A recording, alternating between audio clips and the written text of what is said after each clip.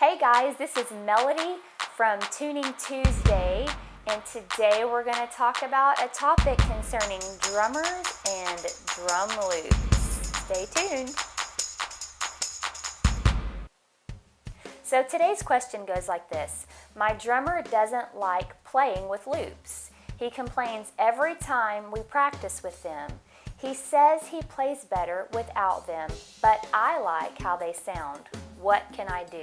First of all, I would make sure that you've explained the purpose of drum loops to your drummer. Sometimes if you just introduce loops without explaining them to your drummer, it can almost feel sort of like a slap in the face to them, like they're not keeping a good enough beat, and so we're going to bring in this drum loop to keep a better beat, and you're going to have to play with it, and it can have a negative connotation to them when the purpose of drum loops is not that at all. And I would probably actually set my whole music team down and explain to them that the purpose of drum loops is to keep the entire team on the same rhythm and teaching them to play with perfect timing.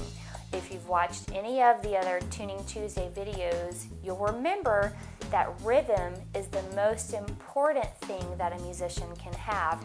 And when all of our musicians are playing with the same rhythm and they're not pushing the drummer, the bass player is not pushing the drummer, the keyboard player is not pushing the drummer, we're all playing this together, it really solidifies your band, and also it gives it kind of more of a little bit of a professional sound because you have that click track, that percussion loop that's adding an extra instrument to your team. So make sure that your team knows that the drum loop is not for the purpose of keeping the drummer on beat. And reiterate this every once in a while. It's good to say every month or so, guys, don't push the drum loop. You know, the drummer's playing with the loop. We can't push the drum loop.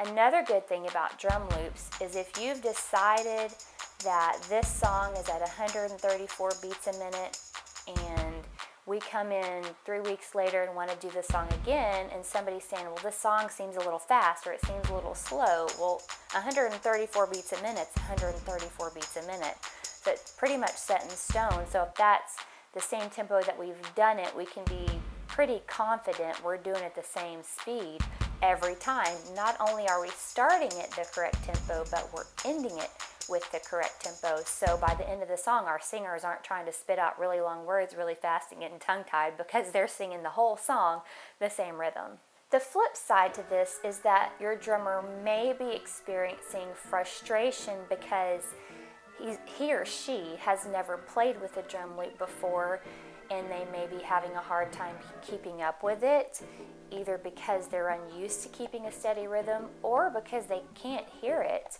So you may try giving them some loops to take home or giving them access to drum loops that they can practice with on their own time. And I would in fact encourage all of your musicians, once again, this is not just a drummer issue, all of your musicians need to be practicing with a metronome, which is a steady beat, every time they practice on any song. So if you have drum loops for the songs available in a folder they can access, then all of your musicians can be practicing to this, and that's really going to help. Sometimes musicians tend to speed up when they're doing a turnaround or a fill. Any of your musicians could be doing this.